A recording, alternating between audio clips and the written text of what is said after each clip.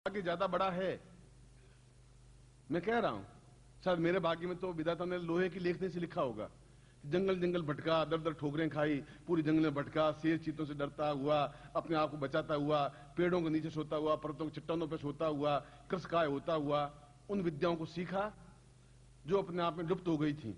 कितना दुख, कितनी वेदना, कितना कष्ट, कितनी लंगोटियां धोई होगी। और आप कितने सोने की कलम से लिखे हुए व्यक्तित्व हैं कि बैठे हैं सामने, ऊपर है लाइट और मैं आपको ज्ञान दे रहा हूं। इससे बड़ा और क्या हो सकता है। और हम इस जीवन में ही ये नरी बने रहना चाहते हैं। आपका जीवन आपको मुबारक है। जरूर 2, 4, 5, 10 साल बाद वो थे। और कोई आदमी नरकवासी होता ही नहीं, हर एक आदमी स्वर्गवासी होता है।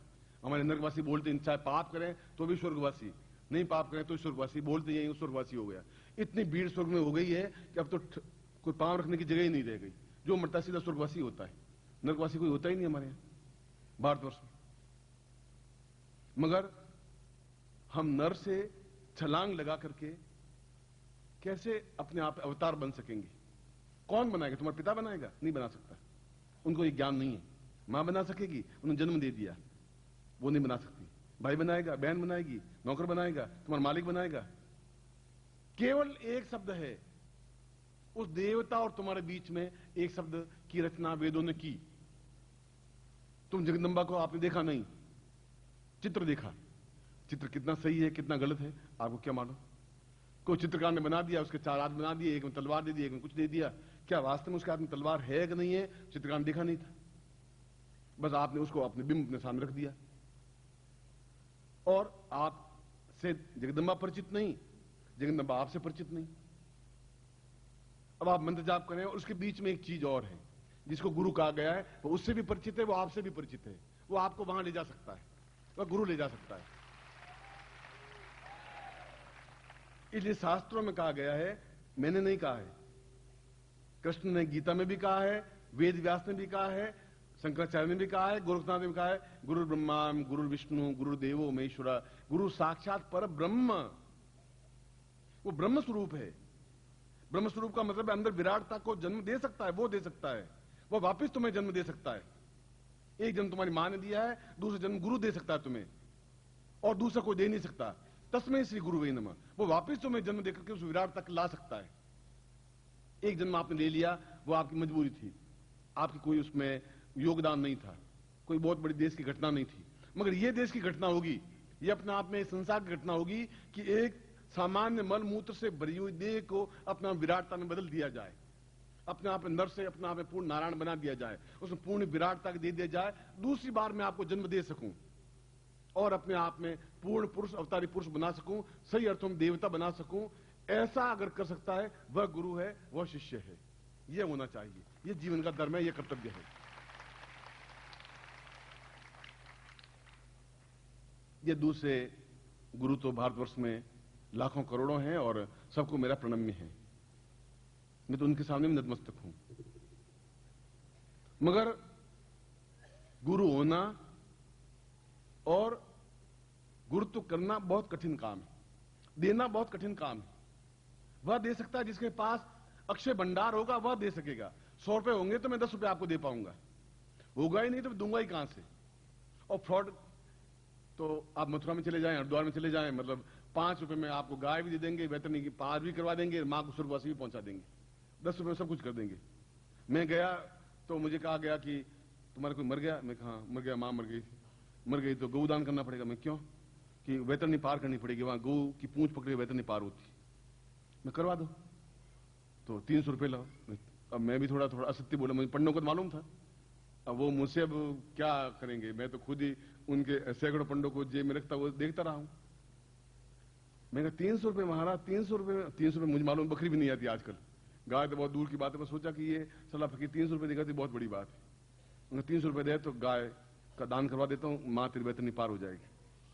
मैंने कहा कि मां को वेतरनी पार करवानी तो मैं सीधा समय पहुंचा दूंगा, मुझे ध्यान था क्या करना है मुझे। मैंने कहा महाराज 300 रुपए तो है ही नहीं, कि सलाह फकीर 300 रुपए वेतरनी कैसे पार होगी, तुम आई वैसे कैसे? मैंने कहा मां मर गई, तब आ गया उसकी बसमी को लेकर के, चलो 100 रुपए दो, गौदान करवा देते। मैंने भी 2 मिनट सोचा, ये असत्य नहीं था, एक सेटिंग थी। असत्य का फूट जरूर था, मगर सेटिंग थी। मैंने कहा महाराज 100 रुपए नहीं, हकीकत तो ये है। कैसे कैसे सुबह सुबह किसका मुंह देखा था, चलो कोई बात नहीं, 50 रुपए 51 रुपए दे दो, मैं गौदान करा के तेरी मां को वेतन पार करवा देता हूं। मैंने कहा महाराज हकीकत यह है कि मुझे जोधपुर वापस जाना है, 40 रुपए तो किराया लग जाएगा, 10 रुपए मेरे पास में है, आपको तो मैं 10 रुपए दे दूं और मां को वेतन पार करवा दो तो बहुत बड़ी बात है। कि ला 10 रुपए ला। 10 रुपए निकाल के मैं दे दिए, क्यों 10 रुपए एक जगह रखे, 40 रुपए एक जगह रखे थे, बाकी सब एक तरफ रखे थे। 10 रुपए मुझे मालूम था कि 10 रुपए वेतन पार करवा दूंगा। उन 10 रुपए में गौदान भी गाय भी खरीद लाए, मां को पूंछ भी पकड़वा दी, वेतनी को पार भी करवा दी और उनका मोक्ष भी करवा दिया, और उन्होंने 10 रुपए में सब कुछ करवा दिया। अब ऐसे पंडित, ऐसे पंडे, ऐसी चीजें क्या आपकी विराटता को दर्शन दे सकेंगे? ऐसे धोखेबाज सैकड़ों मिल जाएंगे, क्या गुरु बन जाएंगे? वो नहीं बन सकते। गुरु लालची तजो, तजो चेला आलसी सेटा। आलसी चेला है उसको छोड़ दीजिए, गुरु लालची है छोड़ दीजिए। पिता अधर्मी तजो, तजो नालायक बेटा। अधर्मी पिता है तो छोड़ दीजिए, फिर आप नालायक बेटा है तभी छोड़ दीजिए, किनारा कर दीजिए। इसलिए ये शब्द मेरे नहीं, मैं शंकराचार्य की बात कह रहा हूं, शंकराचार्य की नहीं, श्वेता श्वेतोपनिषद की बात कर रहा हूं। श्वेता श्वेतोपनिषद की मैं आयुर्वेद की बात करता हूं। और इसलिए कहा कि जो सौभाग्यशाली हैं, और सौभाग्य क्षण जिंदगी में कभी कभी आते हैं, बार बार तो आते नहीं, उस सौभाग्य क्षणों को जो पकड़ लेता है बस जीवन में अपने आप में आगे के जीवन में कुछ दीक्षा कुछ क्रियाएं करने की जरूरत नहीं होती, क्योंकि उसके अंदर विराटता अपने आप में संचरित कर दी जाती है मंत्रों के माध्यम से। इसलिए मैंने आपको कहा था कि मैं 4 प्रयोग करवाऊंगा। मैं 4 प्रयोग आपको नहीं करवा पाऊंगा आज। इस प्रयोग के बाद में चौथा प्रयोग नहीं करवा पाऊंगा, क्योंकि इतना समय भी नहीं है और इतना शक्तिपुंज प्रवाहित करने की क्षमता भी नहीं है। इसलिए 2 प्रयोग करवाएं, तीसरा ही प्रयोग करवाऊंगा, इसमें 1 प्रयोग और करवाऊंगा। 4 प्रयोग मैंने कहा था आपको प्रारंभ में, मगर मैं 4 प्रयोग आपको नहीं करवा पाऊंगा। और तीसरा प्रयोग यह कि आप नरत्व से देवत्व बने, देवत्व से अवतारी बने, अवतारी बनकर के आपके अंदर में पूर्ण ब्रह्मांड स्थापन हो सके, और उस ब्रह्मांड स्थापन हो सके तो आपके दिव्य नेत्र जागृत हो सके। जब दिव्य नेत्र जागृत हो सकेंगे तो अंदर उतर सकेंगे, पूरी कुंडली जागृत हो सकेगी। अंदर उतर सकेंगे तो अंदर अपने आप में सारे संसार को आप देख सकेंगे, कहां क्या घटना हो रही है। देख ही नहीं सकेंगे, उसमें हस्तक्षेप कर सकेंगे। कोई एक्सीडेंट हो रहा है तो आप हाथ से उसको रोक सकते हैं, लड़के को। ये छोटी क्रिया नहीं है। जब शरीर से अष्टगंध प्रवाहित हो, जब आपका शेर के समान चाल हो, जब चेहरे पर आभा हो, जब आपके विद्युत मंडल हो, जब आप दूसरों से हटकर हो, ये एक सामान्य घटना नहीं है। ये तो जीवन का क्षण है। क्षण नहीं होता तो आप तो मुझे इससे पहले 50 बार तो मिले ही होंगे। 50 बार मैं आपको ये कह सकता था कि ये आप दीक्षा या प्रयोग करवा देता हूं। मैंने नहीं कहा आपको। मुझे मालूम है कि मुझे कब संन्यास ले लेना है, और मैं इस बात के लिए उतावला हूं कि मुझे संन्यास लेना है, और लेकर के कहीं एकांत में रह करके या तो ग्रंथ लेखन करूंगा और कुछ शिष्यों से मिलूंगा। मगर इस प्रकार के मैं शिविरों में, इस प्रकार के शिविरों में 80% शिविरों में तो भाग लेना कम कर दिया, आप देख ही रहे। 20% होंगे वो भी कम कर दूंगा। इसलिए प्लान कर रहा हूं, इसलिए कि जितने शिविरों में भाग लूं तो मैं आपको दे दूं, जो कुछ ज्यादा से ज्यादा दे सकूं दे दूं, आपको दे दूं तो मैं एक एहसास कर सकूं। और इसीलिए मैंने कहा था कि मैं आपको आज से नहीं जानता हूं, आपके 5, 7, 8, 10 जन्मों से आपको जानता हूं कि आप कहां थे, क्या थे। हर बार मैंने आपका हाथ पकड़ा है, हर बार आपको कहा है कि तुम ये मलमूत्र में जन्म मत लो, सिद्धाश्रम में चले जाओ। हर बार आप हाथ छुड़ाकर फिर भाग गए, फिर पत्नी की गोद में छुप करके बैठ गए, मां की गोद में छुप के बैठ गए, बेटे के पास में बैठ गए। हर बार फिर जन्म लिया, फिर आपको इकट्ठा किया, बुलाया, फिर कहा कि तुम ये गलत कर रहे हो। 3री बार, 4थी बार, 5वीं बार, 6ठी बार, 7वीं बार, 8वीं बार हो गया। कब तक तुम हाथ छुड़ा के भागते रहोगे? इस बार में तुम्हारा हाथ छुड़ा के भागने में आप खुद को मैं पकड़ूंगा, तुम्हें अब नहीं छोड़ने दूंगा।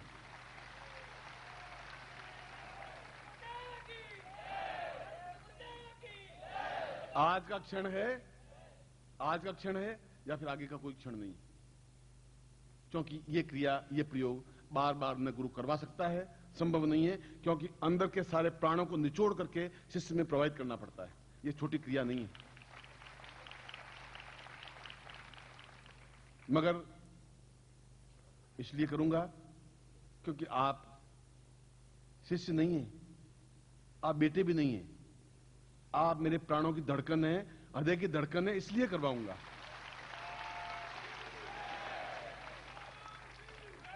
इसलिए करवाऊंगा कि किसी न किसी जन्म में, पिछले जीवन में या उससे पिछले जीवन में, उससे पिछले जीवन में तुमसे वायदा किया हुआ कि मैं तुम्हें सिद्धाश्रम ले जाऊंगा।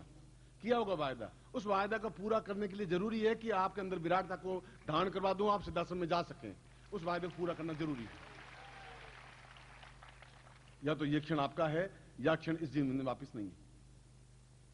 इसलिए अब ये एक प्रयोग और संपन्न आपको करवाऊंगा और उसके बाद में राज्याभिषेक दीक्षा दूंगा। अब चौथा प्रयोग नहीं करवा पा रहा हूं, तो फिर कभी कोई क्षण आएगा, करवा सकूंगा तो करवा सकूंगा, नहीं करवा सकूंगा तो नहीं करवा सकूंगा। यह तो एक प्रवाह है। आप नीचे बैठ जाए, पहले बीच में उठे नहीं, आप ही बैठे रहे, वो बैठ जाएगा, वो शिष्य है।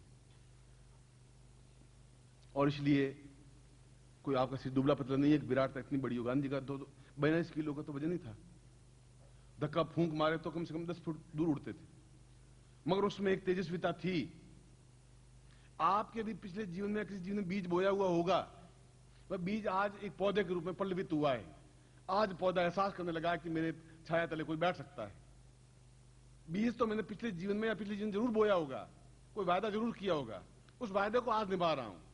आज जो पौधा बना है उसको एहसास करवा रहा हूं कि तुम्हें अमृत घट संचरित हो, आपके नाभि में अमृत घट बने और आपके प्राणों में पूर्ण रूप से ब्रह्मांड स्थापन हो। और उस ब्रह्मांड स्थापन के प्रयोग को मैं अभी तो 30 मिनट दे रहा था, अब केवल 25 मिनट देता हूं करवा के। उसके बाद में राज्याभिषेक दीक्षा दूंगा। उसके बाद में आगे का तो मैंने बताया कि मेरे जीवन का तो चिंतन यह है कि मैं एक संन्यासवत या वानप्रस्थवत जीवन व्यतीत करूं और कम से कम शिष्यों से मिल सकूं, क्योंकि मेरे जीवन की भी तमन्ना है कि अच्छे ग्रंथ लिखूं। मेरे जीवन की तमन्ना है कि उन सन्यासी शिष्यों को भी मार्गदर्शन दूं जो हजारों हजारों सन्यासी शिष्य हैं, जो तड़पते हैं देखने के लिए, जिसकी आंखों से आंसुओं की धार बहती रहती है, वो नहीं रह पा रहे हैं। उनके प्रति भी मेरा कर्तव्य, मेरा धर्म है। बहुत कुछ आपके सामने कर लिया, मगर उस वायदे को निभाना मेरा धर्म है, मेरा कर्तव्य है। 1997 का आज प्रारंभिक दिवस है और इसीलिए इतनी अद्भुत, इतनी अलौकिक, इतनी दुर्लभ और इतनी कठिन और इतनी कठोर प्रयोग को मैं आपको संपन्न करवा देता हूं। उसके बाद राज्याभिषेक प्रयोग संपन्न करवाऊंगा। मैं आपको केवल 25 मिनट के लिए एक बात और आपको थोड़ी तकलीफ उठानी पड़ेगी। जो भी आप इस प्रयोग को करना चाहें आप करें, नहीं करना चाहें आप नहीं करें। आपके ऊपर कोई बाध्यता नहीं है, मगर नर बनकर के नहीं जिए, सामान्य मनुष्य बनकर के नहीं जिए। जिए तो फिर शेर बनकर के जिए, अद्वितीय बनकर के जिए, शिष्य बनकर के जिए, वह जीवन है। अगर मेरा शिष्य भी गिदड़ बन के जी लेगा तो फिर मेरा गुरु बनना ही बेकार हो जाएगा। वह हुआ करने वाला हो जाएगा तो फिर मैं गुरु बनना ही बेकार हो जाएगा। इसलिए जो बात कही है, चुपती हुई बात कही है, छाती पे लात मारती हुई बात कही है। इसलिए कही है कि आप मेरे हैं, और जो अपना होता है वही छाती में लात मार के बात कहता है, वही कहता है तुम्हें ये करना है। हर एक आदमी नहीं कह सकता। जो क्रिया योग प्रयोग में भाग ले रहे हैं वे खड़े हो जाएं, उस पैकेट को लेकर प्लास्टिक को हटा दें।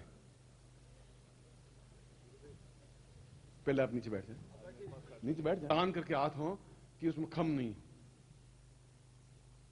यह क्रिया योग है और क्रिया योग का मतलब है कि आपके अंदर की सारी वृत्तियों को जागृत कर सकूं और मस्तिष्क की सारी ग्रंथियों को जागृत कर सकूं, और कर सकता हूं और कर रहा हूं।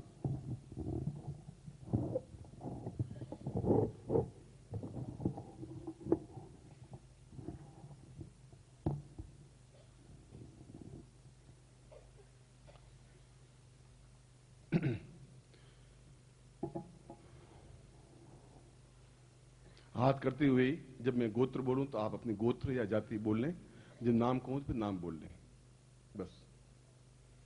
और हाथ तने हुए हों और मेरी तरफ आपकी दृष्टि हो, और बिल्कुल शांत रूप से आपका ध्यान इस मस्तिष्क की ओर, आंख मेरी तरफ हो, ध्यान आपके इस केंद्र बिंदु की ओर हो। यह क्रिया फिर कभी समझाऊंगा कि कैसे भ्रुकुटी बनती है, प्रत्यक्ष आगे क्रिया है, मगर इसके माध्यम से भी हम अंदर की सारी ग्रंथियों को जागृत करके आप खुद इस बात को एहसास कर सकेंगे। इसलिए आप शुद्ध और सात्विक तरीके से उस मंत्र को कानों के माध्यम से अंदर उतारें। जहां तुम मस्तिष्क कह रहे हो वहां मस्तिष्क नहीं है, मस्तिष्क शरीर की ग्रंथि है। कुंडलिनी कोई यहां से उतर के यहां कुंडली का सहस्रार नहीं है, तुम्हें एक भरमाया गया है, भटकाया गया है। वह तो अंदर के 7 द्वार हैं। एक द्वार दे गायत्री मंत्र क्यों सर्वश्रेष्ठ है? इसलिए कि उसमें भू एक द्वार है, फिर उसके अंदर और जाएंगे अंदर तो भुव, फिर स्व, फिर मह, फिर जन, फिर तप, फिर सत्यम। तो अंदर बार बार ऋषियों ने कहा अंदर उतरिए, तो अंदर कहां से उतरे? फिर तो यहां से उतर गए, यहां पहुंच गए, कुंडलिनी यहां है ही नहीं। बहुत अंदर उतरने की क्रिया है। खैर अभी तो कुंडलिनी बारे में बात हो नहीं रही है, मगर कितना भ्रम, कितना अंधकार फैला हुआ है, कितनी एक पोप लीला फैली हुई है। क्या हो रहा है? हो रहा है। अब रावण में, अब लंका में रहेंगे तो रावण की तरह रहना पड़ेगा। क्या करेंगे? विभीषण बनेंगे, लात खाने पड़ेगी। मगर मैं इस ढंग से जीवन नहीं जी सकता। जो कुछ कहूंगा कैसेट में साफ साफ बताया मैंने कि यह जो तुम कहा गया है वह होगा, उनका एक चिंतन होगा। मैं उनको गलत नहीं ठहरा सकता किसी को, और क्यों ठहराऊं? मैं सत्य क्या है वह भी आपके सामने प्रकट करूंगा, क्योंकि आप शिष्य हैं। मैं इस समय तो पहले क्रिया योग का प्रारंभ करवा रहा हूं। इसमें 2 होंगी, एक बार और दूसरी बार ये यंत्र यहां होगा, इस प्रकार से होगा। 2 बातें होंगी। तो एक बार तो सीधा होगा, फिर आधे मंत्र के बाद में आपके एक हाथ में सारी सामग्री होगी और ये मस्तिष्क में इस प्रकार से होता हुआ यूं होगा बस। मगर सामग्री एक हाथ में होनी चाहिए और दोनों यहां स्थापन होगी। जब मैं कहूं पहले तो सीधा ओम पूर्वा शतम सहिसा पूर्वश्याम कृतौ क्रा पूर्वश्याम चैतन्यम परिपूर्णातोस्मानं सा नेति पूर्ता सा दीर्घोतोस्मानं स कृतिकल्याणतां दीर्घस्या चित्तं प्राहा पूर्वाता दीर्घस्योमतोस्मानं स कृतिकल्याणतां पूर्णतां पूर्वासा चैतन्यम परिपूर्णातोस्मानं स निवृत्ति पूर्वा सा दीर्घा अतोस्मानं सा ब्रह्मविद्वचन मोजति पूर्वातोस्मानं सा अमुक गोत्रोत्पन्नोहम अमुक शर्माहम ताम पुरुषा एतोस्मानं सा क्रिया योगता समस्त वृत्तियाम जागृत जागृत जागृत जागृत जागृत पूर्वा पूर्वा पूर्वा एतोस्मानं सा दीर्घा दीर्घा दीर्घा अम अम सा पूर्वा साम आम आम आम साम इंग इंग साम ओम ओम साम एंग एंग एंग एंग साम ओम ओम सा सा क सा पूर्वा से कालिनी चा क्षोभिणी सा गंधि गंधर्व सा पूर्वा सम घा घा घ्राण शक्ति सा पूर्वा चन चंचालिनी सा छ छेद पूर्वा तो सम जन जमराजिनी जाम झाम झाम झाम जीन पूर्वा तो सम टन टंकालिनी सा ठ ठ ठ सा ड ड ड ड पच पच पच साम पूर्वा एतोस्मानं तंता पूर्वा एतोस्मानं सा ता थाम पूर्वासां चिंत्यामि दा दुग्धा पूर्वासां दुग्धावती सा ब्रह्मदेवी देवतां सा एतोस्मानं सा दंग दिंग दिंग पूर्वासां चिंत्यामि नंदप्रतम पूर्वा एतोस्मानं सा क्रिय कल्याणतां पूर्वा सा दीर्घौ एतोस्मानं यम यम यम यम सा पूर्वति नम नम पूर्वा एतोस्मानं लम लम लम लम आवत पूर्वा वाम पुता एतोस्मानं राम राम राम क्षम क्षम क्षो व्यावत त्रम त्रम त्रम त्रम ज्ञाम ज्ञाम एतोस्मानं सा पूर्वे एतोस्मानं सा समस्त वर्ण मातृकाभ्याम एतोस्मानं सह सिर पे दोनों हाथ लगे, पर देखना मेरी तरफ है, आपको आंखें में तब ताम पुरुषाम तो मम समस्त शिष्य नाम मम समस्त मस्तिष्क अमुक गोत्रोत्पन्नो हम अमुक नामनेभ्यो ताम पूर्वा तो मम समस्त चेतना वृत्तिम जागृत जागृत क्षोभ्या क्षोभ्या त्रोटा त्रोटा दीप्तम दीप्तम पाम पाम पूर्वा पूर्वा चेतम चित्तम दीर्घा दीर्घा तोस्मानं कृते कृते कल्याणं कल्याणतां पूर्णतम ब्रह्मा ब्रह्मा सा दीर्घौ तोस्मानं सा दीर्घस्याम तोस्मानं सा दीर्घो तोस्मानं सा कृते कल्याणतां नमो सा चेतनं परिपूर्णा तोस्मानं सा दीर्घा सा पूर्णताया सा दीर्घा तोस्मानं सा कृते कल्याणतां नमो सा सा सा पूर्वा तोस्मानं सा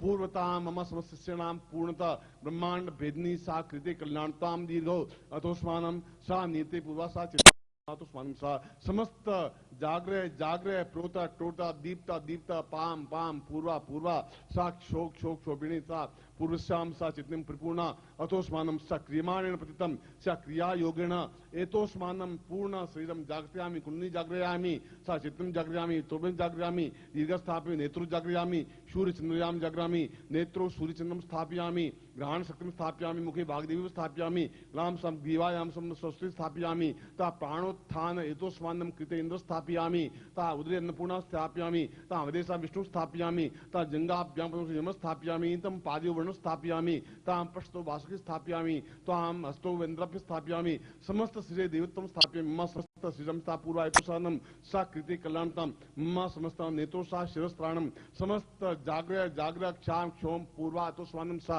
दीर्घा दीर्घा दीर्घा शास्त्री कल्याणम दीर्घा पूर्वातोस्मानं शक्ति कल्याणम पूर्वातोस्मानं दीर्घातोस्मानं सा नेति उदलक्ष्मी श्रवाणेति पूर्वातोस्मानं देवी पुरुषामतोस्मानं शक्ति कल्याणम दीर्घशाताभ्यम इदमचितं भो ज्योति पूर्णा गुरु मंत्रेण वेष्टितं सा पूर्वातोस्मानं शक्ति कल्याणम दीर्घशातोस्मानं शक्ति कल्याण कल्याण कल्याण पूर्वासा चैतन्य परिपूर्णा अतोस्मानं सा पूर्वासा पूर्वातोस्मानं सा चित्तं परिपूर्णास्मानं कृतं कल्याणम दीर्घशाम अतोस्मानं सा नेति उदलक्ष्मी श्रवाणेति दीर्घा दीर्घा दीर्घा सा पूर्वातोस्मानं इदमचितं भो ज्योति पूर्णा पूर्णासाभ्यम इदमचितं भो ज्योति पूर्णसाभ्यम इदमचितं भो ज्योति पुरुषाम अतोस्मानं सा तुभ्यम इदमचितं भो ज्योति पुरुषाम सा तुभ्येन संवर्धेहि। आदमी नीचे ले लीजिए और हाथ खोल दीजिए।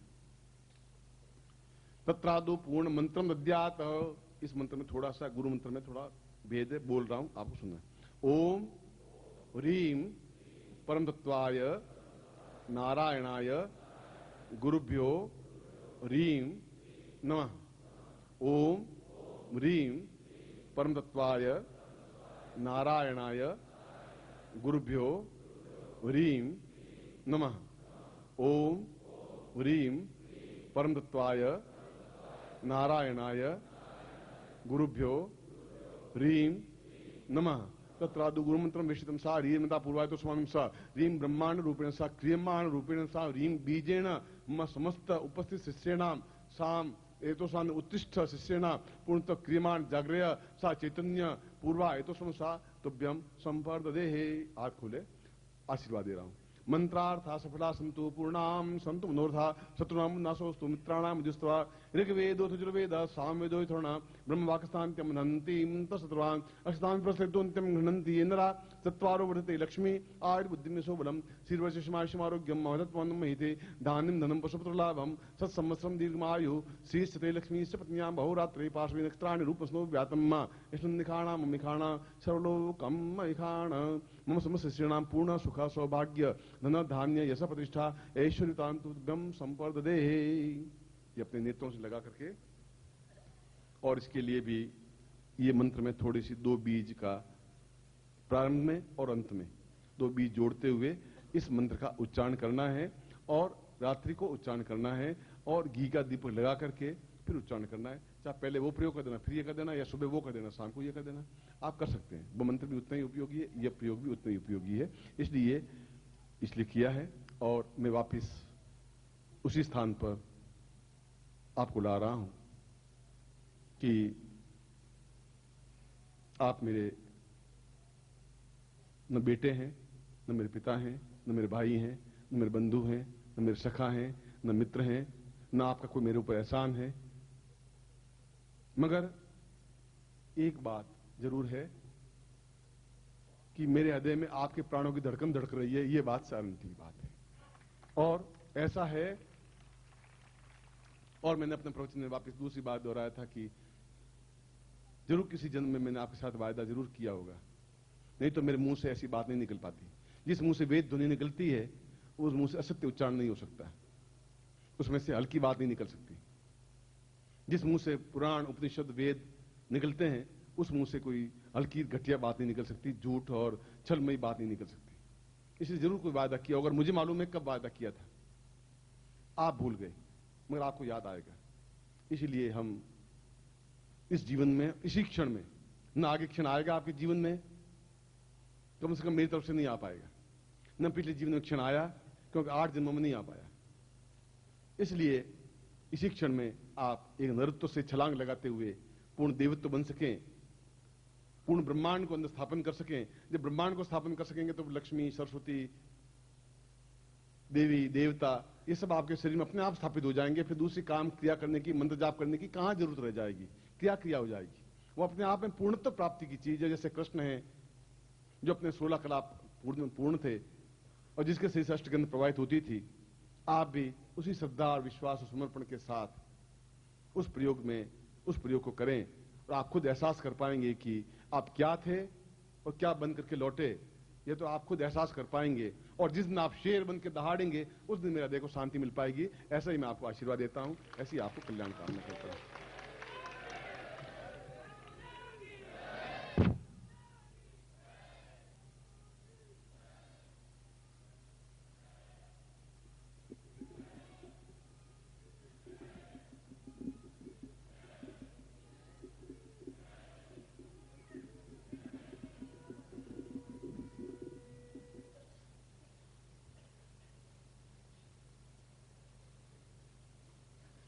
मैं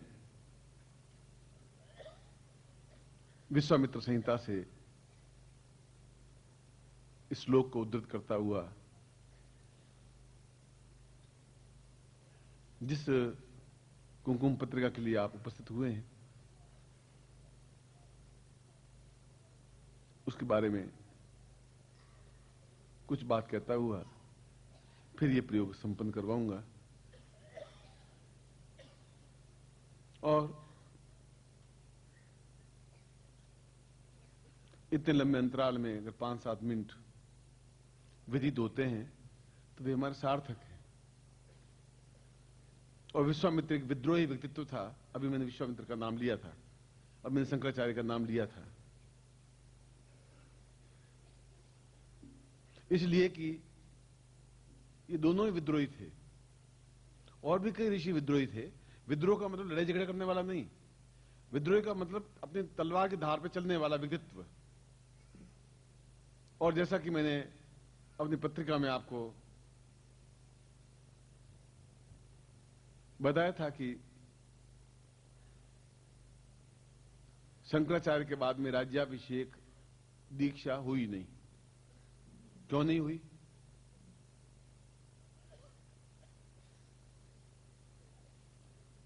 कई कारण हो सकते हैं। सही शिष्य नहीं मिले होंगे, सही गुरु नहीं मिले होंगे, राजपूत युग आ गया होगा जहां सुरा और सुंदरी का बाहुल्य रहा, मुगल काल आ गया होगा जिनका चिंतन अलग था, अंग्रेजी काल आ गया होगा जो हमारी सारी संस्कृति और सारी सभ्यता को नष्ट भ्रष्ट करके समाप्त कर दी।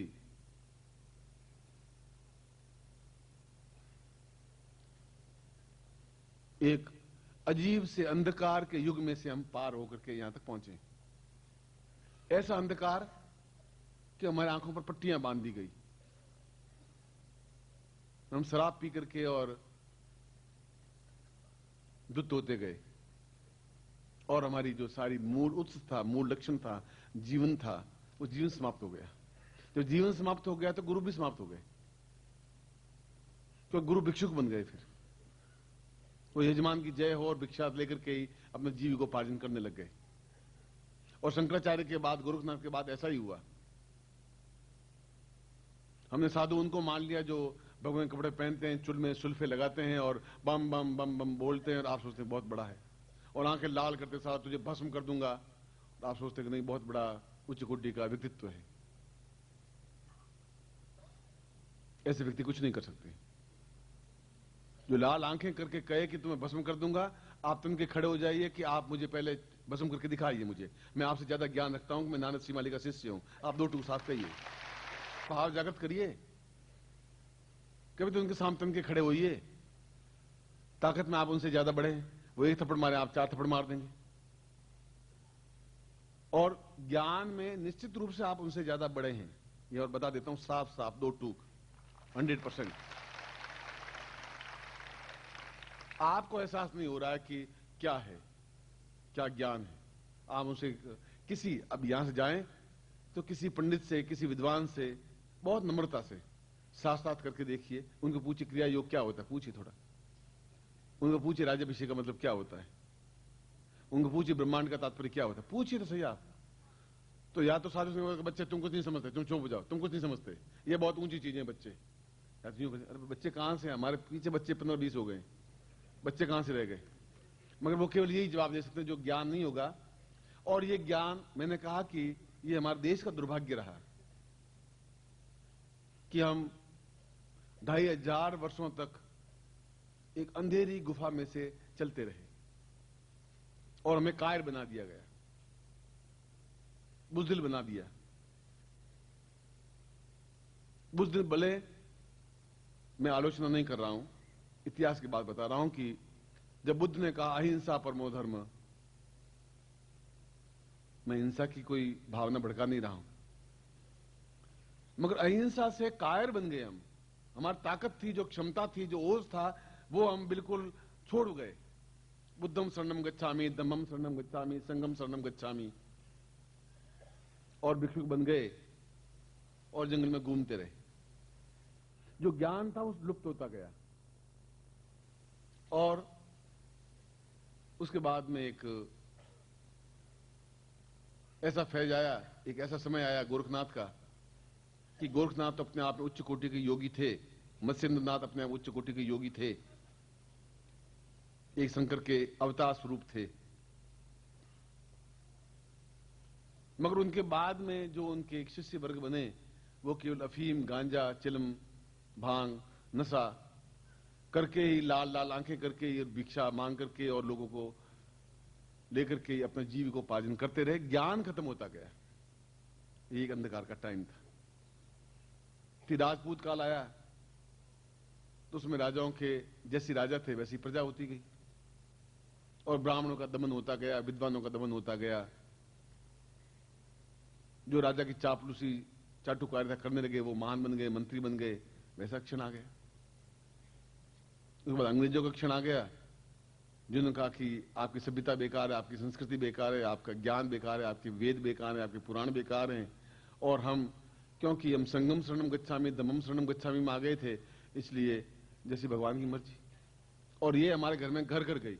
दुखी हैं तो भगवान की मर्जी, बच्चे हो रहे हैं तो भगवान की मर्जी, बच्चे नहीं हो रहे हैं तो भगवान की मर्जी, हमारे घर में आटा नहीं है तो भगवान की मर्जी। अब भगवान आपको कब कहा कि तुम्हारे घर में आटा नहीं है, तुम भगवान की मर्जी?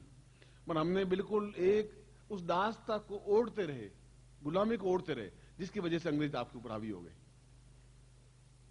इतिहास का फेज था, आया,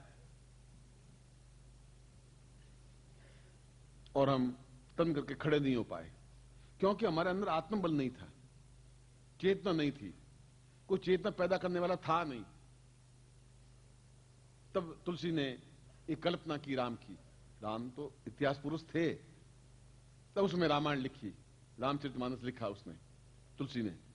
एक व्यक्ति को एक हौसला दिया कि तुम चिंता मत करो, ये अकबर का काल है या मतलब मुगलों का काल है, मुसलमानों का काल है, मगर तुम्हारे पास राम जैसा व्यक्तित्व है, वो जरूर तुम्हारा दुख दूर करेगा। ऐसे गुलामी का जीवन मत जियो। उन्होंने एक चेतना दी, एक रामचरितमानस दिया, और घर घर में रामचरितमानस फैला। इसलिए रामचरितमानस को लिखना पड़ा। और उसके बाद में हम सन 47 के बाद में जिस प्रकार से जीवन जी रहे हैं, मगर ऐसा जीवन, और ये सारा जीवन का मैंने इस उल्लेख इसलिए किया कि ये जीवन एक पूरा हमारी 5-7 पीढ़ियों तक का जो ये जीवन था, एक अंधेरी सुरंग का जीवन था, जब हमने ज्ञान और चेतना, विद्वानों का सम्मान करना भूल गए। भिक्षुकों, चाटुकारों था और अच्छे कपड़े, तौन फैलाए हुए व्यक्तियों का सम्मान करना शुरू कर दिया, तब ज्ञान लुप्त हो गया। जो कुछ हुआ उसकी चर्चा करना में तो आपको एक संक्षिप्त रूपरेखा समझाई। इसलिए शंकराचार्य जब गोविंद पादाचार्य के पास गए, अपने गुरु के पास गए, वह व्यक्ति, मैं इनको विद्रोही इसलिए कहता हूं कि केरल का रहने वाला व्यक्ति, उसको जाति से अलग कर दिया गया शंकराचार्य को, इसलिए कि तुम सन्यासी बन गए हो। और जब उसकी मां मरी तब केवल 11 वर्ष का था, और उसने मां को वचन दिया था कि तुम्हारी मृत्यु के समय में रहूंगा, उपस्थित होऊंगा, तो मुझे सन्यास लेने दो। और वह 150 किलोमीटर चल करके आया, और कोई जाति के व्यक्तियों ने कंधा देने के लिए मना कर दिया, तुम जाति से बाहर हो, हम तुम्हारी मां को कंधा नहीं देंगे। और वो 11 साल का बालक उस मां को, अपने मृत लाश को अपने कंधे पर डाल करके शमशान में जाकर के अपने हाथों से जलाया। ऐसा विद्रोही व्यक्तित्व था वो। और ऐसे व्यक्तित्व को भी हमने एक 32 साल की उम्र में मार दिया गया, कांच घोट के पिला करके मार दिया गया। और शंकराचार्य ने कहा कि शिष्य शब्द एक घृणा का शब्द है। ये अंतिम शब्द उस शंकराचार्य के हैं। शिष्य कोई टाइम शब्द था जिसमें पाद पद्म को मैंने इतना उच्च कोटि का ज्ञान दिया, उसने कांच घोट के मुझे पिला दिया, समाप्त कर दिया मुझे। शिष्य एक घृणा का शब्द बन गया। शिष्य मीन्स धोखा देने वाला, शिष्य माने विश्वासघात करने वाला। और मैं शंकराचार्य के उस कलंक को धोना चाहता हूं आपके द्वारा, कि शिष्य अपने आप में सार्थकता है।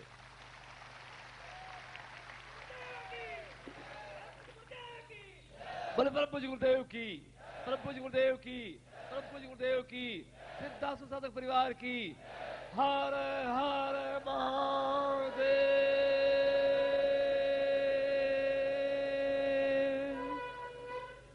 और अगर शंकराचार्य ने कहा होगा तो बहुत दुखी मन से कहा होगा। और देखिए कि हम कितने घटिया व्यक्ति थे, इतने बड़े महापुरुष को समाप्त कर दिया स्वार्थ के लिए। और आज तक व्यक्ति शंकर भाष्य को समझ नहीं पाया, पढ़ना तो बहुत दूर, समझ नहीं पाया, और अगले आने वाले 100 वर्षों में भी लोग समझ नहीं पाएंगे। इतना गूढ़, इतना महत्वपूर्ण वह ग्रंथ है। एक ही ग्रंथ लिखा, एक व्यक्ति ने, बुद्ध यहां पैदा हुए भारतवर्ष में, बिहार में, और सारे राजा बौद्ध बने, और जब राजा बने तो पूरी प्रजा बौद्ध बन गई, और सब जगह एक ही नारा, बुद्धम शरणम गच्छामि। एक अकेले व्यक्ति ने बौद्ध धर्म को यहां से खदेड़ दिया, हिंदुस्तान से। चीन में फैला, जापान में फैला, हिंदुस्तान में नहीं फैलने दिया उस व्यक्ति ने। इतना महान तेजस्वी व्यक्तित्व था, अकेले व्यक्ति ने सब कुछ करके दिखा दिया। और मेरे सामने तो इतने लोग हैं। जब वो अकेला व्यक्ति इतना पूरे भारतवर्ष में घूम करके इतना कुछ कर सकता है, तो आप में कोई न्यूनता नहीं है, कोई कमी नहीं है। वापिस अंधकार नहीं आ जाए, मेरा शरीर रहे नहीं रहे, मैं इस बात का कोई गर्व घमंड नहीं कर रहा हूं। इच्छा तो जरूर है कि कुछ ज्ञान कागजों पे उतारूं, और ये बात भी डेफिनेटली है कि अभी कई वर्षों तक मरूंगा नहीं, मौत तो मेरे पास आएगी नहीं, मैं आपके बीच में रहूंगा ही।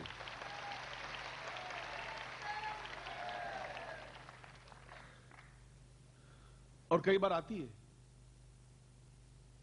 है तो मैं कहता हूं बैठ, पास में बैठ जा, कुछ थोड़ी बातचीत कर लेते हैं, काफी टाइम हो गया, तो मिली नहीं थी। बोलिए क्या बात। उसने कहा था कि चलें। मैं कहां चलें इतने जल्दी, अभी शिष्यों को मुझे पहुंचाना, बाद में चलेंगे, तुम थोड़ा घंटे 1-2 साल बाद आ जाना, फिर चलेंगे अपन। फिर उसको ले जाते हैं, फिर वो चली जाती। कई बार मौत के हाथ से आए, कई बार घटनाएं घटी, और जीवन में कभी समझौता नहीं किया, जीवन से भी, परिवार से भी, अपने आप से भी। रहा तलवार की धार पर रहा, और जो तलवार की धार पर रहेगा उसको बहुत ज्यादा चाकू खाने पड़ेंगे, उसको लहूलुहान होना पड़ेगा, उसको गालियां, अपमान झेलना पड़ेगा, और झेला है। और मेरे राजस्थान में कहावत है कि माई एड़ा पूजन दुश्मन होए 50। हे मां, ऐसा बेटा पैदा करना, कम से कम 50 दुश्मन तो होने ही चाहिए उसके। ऐसा कार बुजदिल पैदा मत करना, ताकतवान पैदा करना। और मेरे दुश्मन तो 5 लाख। ऐसी मां ने जन्म दिया है कि तो चिंता मत कर, क्योंकि 100 में से 60 तेरे प्रशंसक होंगे, तो 40 गालियां देने वाले होंगे ही, देंगे, क्योंकि उनको भाषा ही वही आती है, और वो दें। और ये मेरे खुशी की बात है कि वो गालियां बहुत अच्छी देते हैं, इसलिए इस बात की मैं चिंता करता ही नहीं। चिंता जैसे शब्द आती है, मैं ये नहीं कह रहा हूं चिंता नहीं होती है। चिंता, तनाव, परेशानी, बाधा, अड़चन इसलिए आती है कि इस अंधकार में से कैसे इस युग को निकालूं, ये चिंता है। मां सूख जाए इसकी चिंता मुझे नहीं है।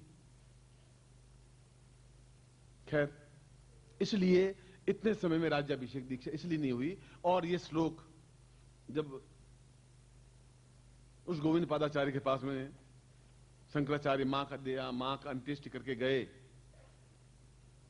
और गुरु ने एक ही बात कही कि तुम्हें एक काम करना है कि हमारा सनातन धर्म, हमारा हिंदुत्व, मैं बौद्ध धर्म की कोई आलोचना नहीं कर रहा हूं, न मैं मुसलमानों की आलोचना सब नहीं कर रहा हूं, मैं तो इतिहास को आपके सामने रख रहा हूं।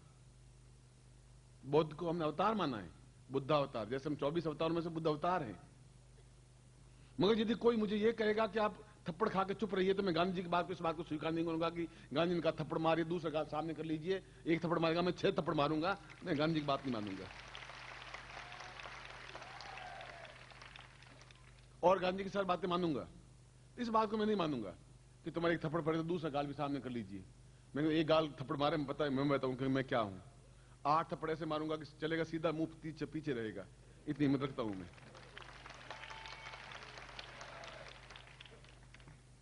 इसलिए कायर और बुजदिल होकर के नहीं मरूंगा, जीऊंगा भी नहीं क्षमता के साथ। इसलिए राज्याभिषेक दीक्षा रखी, राजयोग दीक्षा पिछली बार रखी और राज्याभिषेक दीक्षा भी इसलिए रखी कि आप अपने आप में सही अर्थों में वैसा संपन्न जीवन व्यतीत करें जैसा एक परिभाषा राजा के लिए है। और राजा का तात्पर्य है वह सर्वोपरि होता है, उसको राजा कहते हैं। अब तो राजा रहे नहीं, सन 47 के बाद में इंदिरा जी ने सब राजाओं को बिल्कुल पेंशन देकर के एक धागे में बांध करके लटका दिया। मगर मैंने राजाओं का युग देखा है, बस उनको मूड में आ गए, इसको फांसी दे दो, चलाओ जाओ इसको फांसी दे दो, उसको बेचारे को फांसी दे देते। चलो ये लड़की बहुत सुंदर, इसको घर में रम में डाल दो, रम में डाल देते। मैं तो ये कौन सी तरीका है, ये कौन सा न्याय है? मगर न्याय तो उनके मुंह से निकला वही न्याय है।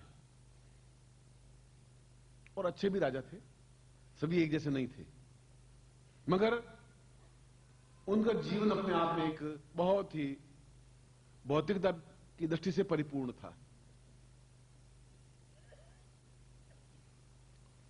और आपका जीवन भी ऐसा भिक्षुक की तरह जीवन व्यतीत नहीं हो, भौतिकता की दृष्टि से परिपूर्ण हो, दोनों पक्ष आपके सामने प्रबल हो, अद्वितीय हो। एक तरफ जहां आप आध्यात्मिकता में अपने आप में पूर्ण हो, सिद्धाश्रम प्राप्ति तक हो, तो भौतिकता में आप अद्वितीय हो, जहां धन यश मान पद प्रतिष्ठा की कमी रहे ही नहीं। मेरा शिष्य हाथ फैला ऐसा चाहता भी नहीं मैं।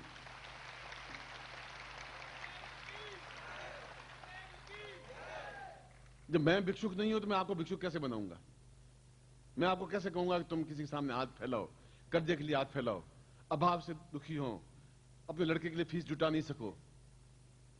क्यों नहीं है तुम्हारे पास सुंदर मकान हो, क्यों नहीं तुम्हारे पास वाहन हो? मैं तुम्हें ऐसी सलाह नहीं दे सकता कि तुम एकदम से बस दीनता ही बहुत बड़ी बात है, झोंपड़ी में रहना बहुत बड़ी है। मैं कहता हूं उत्तम से उत्तम महल हो, जैसा कोई महल किसी के पास नहीं, ऐसा महल तुम्हारे पास हो।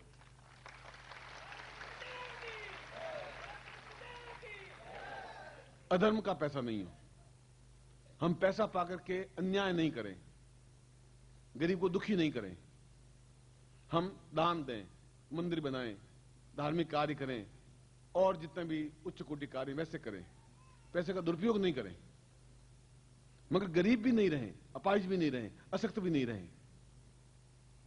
और बिना इस प्रकार का उच्च वैभव प्राप्त किए बिना आप इस प्रकार के प्रयोग भी नहीं कर सकते। जीवन को आप जो ही घर में जाएंगे, पीपे में आटा नहीं है, आप दुखी हैं, पत्नी बीमार है, आप दवाई नहीं ला पा रहे हैं, ला रहे हैं कर्जा आपके ऊपर है, व्यापार आपका चल नहीं रहा है, कई स्थितियां ऐसी हैं। आप प्रमोशन चाहते हैं, प्रमोशन नहीं हो रहा है, आप बात कर रहे हैं, सामने वाला मान नहीं रहा है, आप झुंझला रहे हैं, कैसे समझाऊं? आप चाहते हैं कि ये ज्ञान है, ये अध्यात्म है, वो कह रहा है ये कुछ नहीं है, तो तुम्हारी वाणी में सत्यता क्यों नहीं आ जाती है? आप कहें सामने वाला मना कर दे, ऐसा नहीं हो सकता, ऐसा होने नहीं दूंगा। इसलिए नहीं होने दूंगा कि ये तब हो सकता है जब 6 चीजें व्यक्ति के पास होंगी, उसको राज्य कहते हैं। जो 6 व्यक्तियों के पास चीजें हों और अनायास प्राप्त हो, उसके लिए प्रयत्न नहीं करना पड़े। प्रयत्न करके तो आप दिन भर, मजदूर बहुत प्रयत्न करता ही है, ईंटें ढोता ही है और शाम को 150 रुपए लेके घर चला जाता है। परिश्रम से तो यह प्राप्त होता है, परिश्रम से धन प्राप्त नहीं हो सकता। धन प्राप्त होता, सारे मजदूर जितने हैं वे अपने आप में बहुत करोड़पति होते, फिर तुमसे ज्यादा परिश्रम करते हैं, 12-12 घंटे ईंटें, गारा और चूना और ढोते हैं। और तस्करी से आप होते तो जितने तस्कर करने वाले हैं वे अपने आप में समाज में बहुत सम्माननीय होते, फिर उनकी पूजाएं होती। और अगर करोड़पति होने से, लखपति होने से ही बहुत महान होते तो जितनी रंडियां हैं, जितनी वेश्यां हैं, वे अपने आप में बहुत, सबके पास 25-25, 50-50 लाख रुपए, इससे महानता नहीं बन सकती। आप में कुछ हौसला, आप में क्षमता है। इसलिए जब शंकराचार्य ने कहा कि गुरुदेव मुझे एक ही इच्छा है, गुरुदेव ने कहा कि तुम्हें बौद्ध धर्म को अपने आप में, इस हिंदुत्व को खत्म हो जाएगा, कायर हो जाएंगे, बुज़दिल हो जाएंगे, भविष्य को देख रहा था, और तुम मेरे अकेले शिष्य हो। एक शिष्य ही बहुत है। रामकृष्ण परमहंस के पास में एक शिष्य विवेकानंदी था, बहुत था। एक ने रामकृष्ण परमहंस को अपने आप में उच्च कोटि का पहुंचा दिया। उस गोविंद पादाचार्य के पास एक ही शिष्य था, शंकराचार्य। उसको कहा कि बस तुम एक ही बहुत हो, हजारों की भीड़ की मुझे जरूरत है ही नहीं, मगर इस अंधकार को मत होने देना, रोशनी बिखेर देना। ये जो कायरता, इस कायरता को तुम्हें मिटाना है। उसने कहा मैं कैसे कर पाऊंगा? उसने कहा कि मैं तुम्हें राज्याभिषेक दीक्षा दूंगा, क्योंकि मैं दे सकता हूं। उस गोविंद पादाचार्य ने कहा इसलिए दे सकता हूं कि मेरे प्राणों में वह शक्ति, वह तपस्या का अंश है, और बिना तपस्या के अंश से वह नहीं दे सकता। तपस्या का अंश है तो ही दे पाऊंगा, क्योंकि मैंने जीवन भर तपस्या की है, साधना की है, मंत्र जाप किया है। मैंने गेहूं बोए हैं और मुझे मालूम है कि उगेंगे। ये गुलाब का पौधा बोया है तो गुलाब उगेगा ही उगेगा। और मैं तुम्हें अगर भेजूंगा तो सर्वशक्तिमान बन करके भेजूंगा, इतना कायरता से नहीं भेजूंगा, किसी साथ पराजित होकर नहीं भेजूंगा।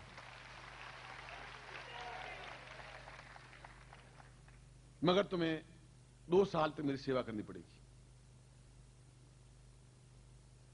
क्योंकि बिना सेवा के मैं तुम्हें राज्याभिषेक नहीं कर सकता। शास्त्र में प्रमाण है, शास्त्र में वचन है।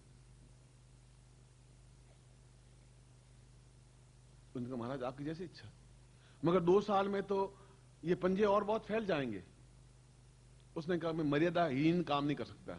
मर्यादा यह है कि शिष्य गुरु की सेवा करे। वह सेवा उस समय ऐसा था कि लंगोट धोनी गुरु की, उनके आंगन लीपना, उनका पोतना, वृद्ध हो गए उनको तेल लगाना, उनको स्नान करवाना, उसमें वह जरूरत थी।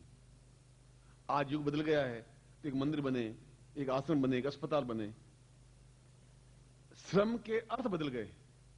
बस चीज यह है कि मैं 2 साल तक तुम पहले मेरे लंगोट धोगे, सेवा करोगे, तब राज्याभिषेक दीक्षा दे सकता हूं, तभी सार्थक हो सकती है, अंतर सार्थक नहीं हो सकती।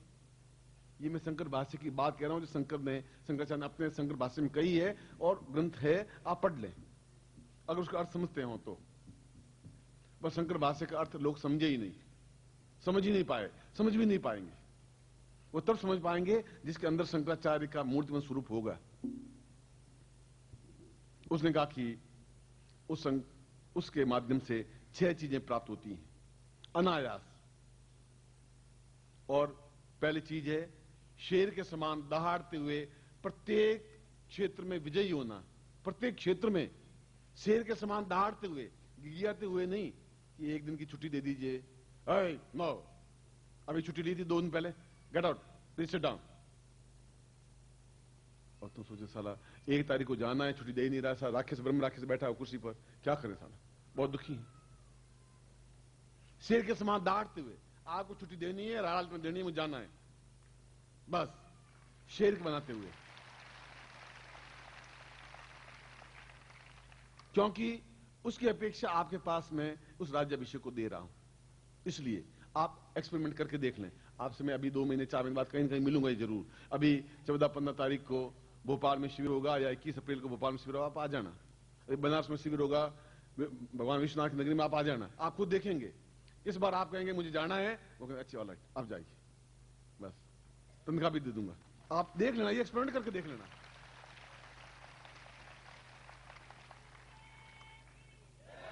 मैं तो कह रहा हूं आप एक्सपेरिमेंट करके देखिए। मैं ये नहीं कह रहा हूं, आपका प्रोग्राम मंत्री नहीं बना रहा हूं, डोंगी नहीं बना रहा हूं। मैं कह रहा हूं आप खुद एक्सपेरिमेंट करके देखिए। शेर के समान दहाड़ते हुए विजयी बने, और वह शेर के समान दहाड़ता हुआ शास्त्रों में विजयी हुआ। प्रत्येक शास्त्र में उसने चर्चाएं की। उस जमाना शास्त्र चर्चा का था, शास्त्रार्थ का था। तो उस व्यक्ति का फौलादी एक ओजस्वी बन जाता है, हृदय वक्षस्थल चलता है तो ऐसा लगता है कि शेर चल रहा हो, चलने की क्षमता में अंतर आ जाता है। पहली बात, राज्याभिषेक का मतलब क्या होता है मैं वो समझा रहा हूं आपको। केवल आप पैसों से ही संपन्न बन जाए उससे कुछ नहीं होगा। पैसे संपन्न बन जाए फिर आप दुखी, वैसे अब पैसे तो आपके पास 5 करोड़ रुपए हैं, अब छुट्टी तो उसी से लेनी। अब क्या करें आप? घर में पत्नी है, अब उसके सामने गिड़गिड़ा नहीं पड़ेगा आपको, क्या करेंगे आप? मगर आप शेर बने, फौलाद बने, अंगारे बने, जलते हुए स्फुलिंग की तरह। पहली बात राज्याभिषेक का तात्पर्य। दूसरी बात, जीवन में कहीं पर भी आप पराजित नहीं हो सकें, किसी भी क्षेत्र में पराजित नहीं हो सकें, चाहे राजनीति का क्षेत्र हो चाहे कोई क्षेत्र हो।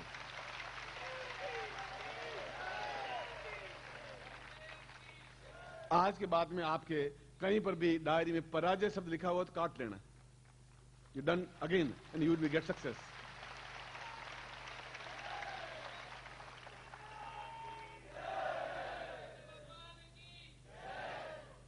तीसरी बात, राज्याभिषेक का तात्पर्य है कि उसकी कुंडलिनी अपने आप में पूर्ण जागृत होते हुए पूर्ण ब्रह्म चैतन्य बन जाती है और पूर्ण ब्रह्मांड रूप बन जाता है। उसके लिए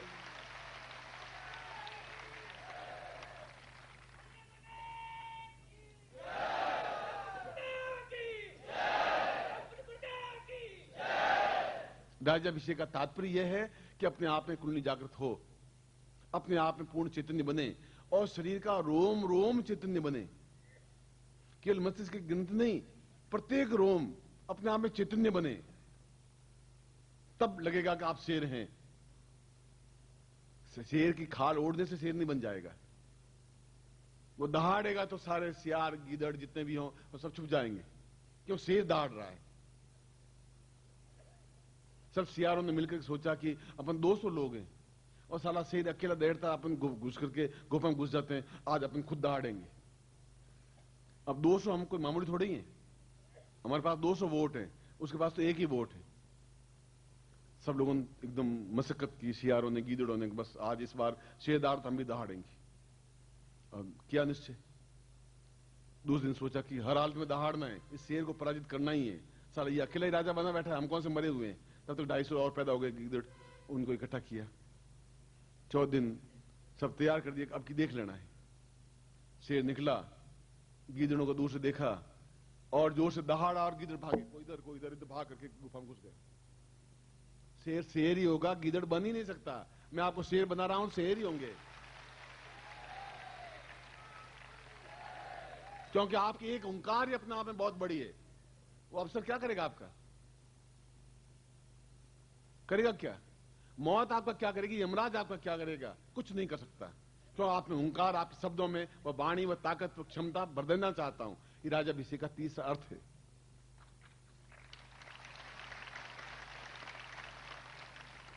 और राज्याभिषेक का चौथा अर्थ है कि आपके चेहरे पर नहीं, पूरे शरीर में अपने आप एक सम्मोहन आए, एक वशीकरण आए, एक चुंबक आए।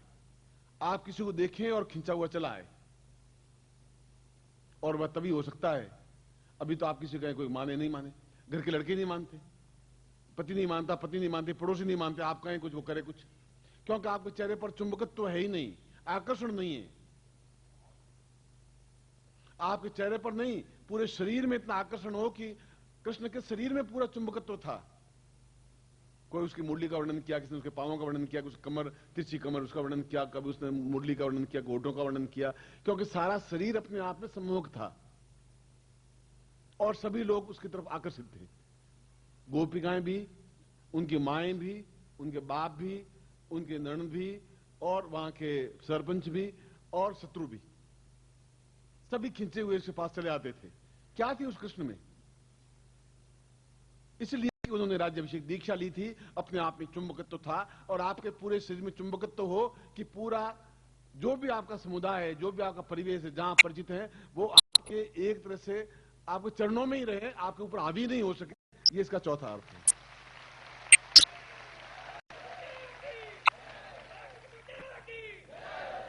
मैं कह रहा हूं, आप लिख लें, अपने कल्ले पर लिख दें, कागजों पर नहीं, आप देख लें।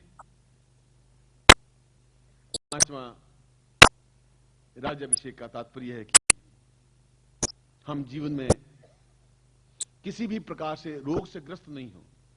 मानसिक, दैविक, दैहिक और भौतिक।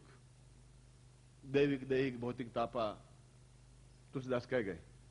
या शरीर बीमार होगा, डायबिटीज होगी, ब्लड प्रेशर होगा, सिर दर्द करेगा, आंखें दर्द करेगी, कलेज धक धक करेगा, कभी क्या करेगा, कभी अजीर्ण हो जाएगा, कभी अपच हो जाएगा, कभी आप बीमार पड़ रहे हैं, कभी पत्नी बीमार पड़ रही है और आप दवाएं ला रहे हैं, डॉक्टर का नुस्खा बता रहे हैं, चल रहा है। आप कर क्या पाएंगे? आप बीमार होंगे तो मैं आपको राजा कैसे बनाऊंगा, क्या बनाऊंगा? आप तो रोगी बना दूंगा आपको। रोग आपको मिटाना मेरे जरूरी है, फिर आप शेर बनेंगे कैसे? शेर बुढ़ा हो जाता है, वृद्ध हो जाता है, चलने की क्षमता नहीं होती है, तो भी झाड़ियों में दुबका वो रहता है, पर शेरनी मार करके शिकार लाती है, वो नहीं खाता है। खुद झपट्टा मार करके हिरण को और खुद खाता है, मरा हुआ जानवर नहीं खाता वो, क्योंकि शेर है वो।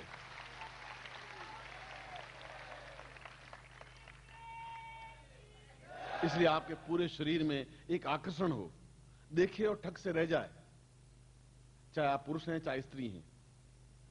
सामने वाला एकदम से लगे कि कुछ है, कुछ पर्सनैलिटी है, और सारा शरीर एक अनुपात में ढला हुआ हो, ऐसा हो कि दर्शनीय हो, देखने योग्य हो, लगे कि कोई है। आपके चाचा, आपके मामा, आपके दादा, आपके ताऊ, आपकी मां, आपके बाप, आपके पड़ोसी, आपके संबंधी, आपके रिश्तेदार, आपके मित्र, आपके अधिकारी, ये पर्सनैलिटी कुछ अलग है, कुछ एक अजीब निखार है, चलने की अजीब लुनाई है, वह आपके शरीर में, वह आपके जीवन में, वह अपने आप में संपूर्ण रूप से कायाकल्प हो। मैं नहीं कह सकता कि 2 मिनट बाद ही हो जाएगा, मगर रोग आप और आपके आश्रित लोगों को रोग से ग्रस्त नहीं होना पड़े, बीमार नहीं होना पड़े।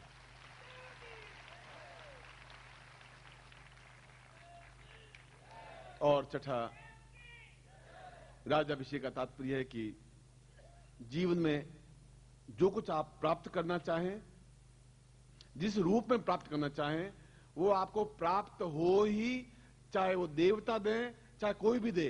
देवता भी आपके सामने विजय माला लिए हुए खड़ी रहे और आपको पहनाए।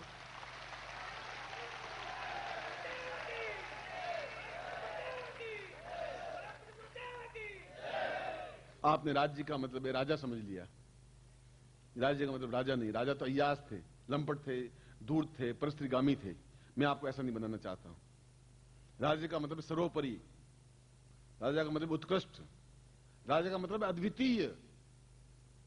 अगर मेरा शिष्य बने तो अद्वितीय बने, फिर उसके मुकाबले के और 10, 15, 20 बन गए कि हम किसके उसके और शिष्य हैं और आप में उसमें कोई डिफरेंस रहा ही नहीं, तो मेरा जीवन ही धिक्कार है। मुझे तो जलती हुई आग में जल जाना चाहिए। आप क्षमता को करके देखें। इसलिए ये राज्याभिषेक दीक्षा अभिषेक कर रहा हूं, बना ही नहीं रहा हूं, आपको तिलक लगा रहा हूं, आपको सिंहासन पर बिठा रहा हूं कि आप अपने जीवन में जो करें, जो कहें वह हो, जो करें वह हो, जैसा चाहें वह हो। आपकी वाणी में, आपके शब्दों में, आपकी चाल में, आपकी क्षमता में रोग रहित होते हुए न दैविक रोग हो, देवताओं का कष्ट आप पे नहीं आया कि अब मंगल टेढ़ा हो गया, राहु आपके ऊपर हावी हो गया, शनि सिर के ऊपर बैठ गया है, कोई शनि आएगा न कोई मंगल आएगा न कोई राहु आएगा, आ ही नहीं सकते, संभव ही नहीं है।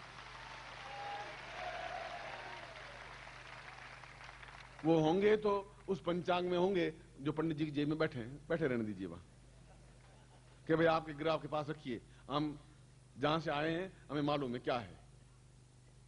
और दैहिक शारीरिक रूप से भी कोई आपकी बीमारी नहीं हो, धीरे धीरे खत्म हो जाए, इन डॉक्टरों के चक्कर छूट जाए।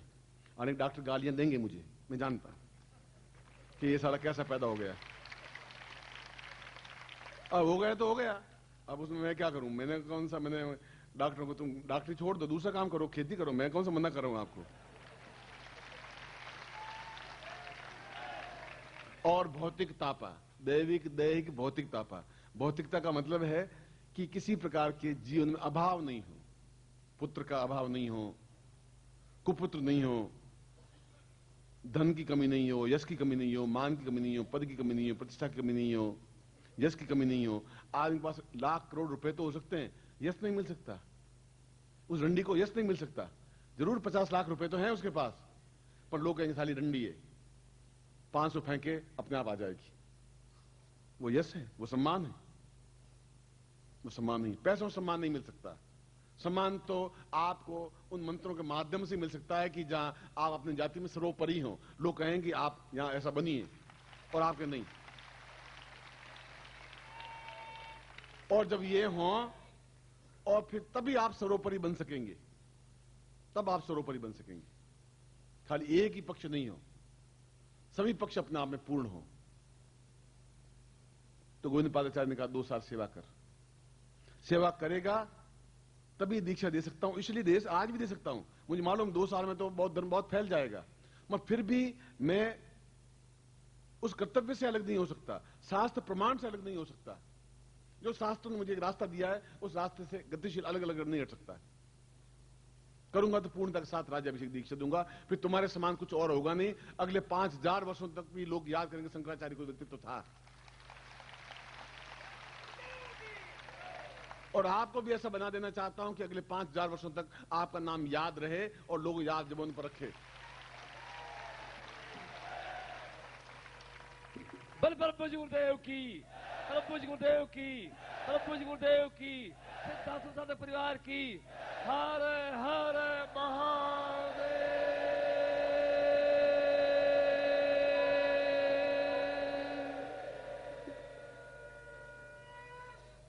बिना श्रम सेवाश्च,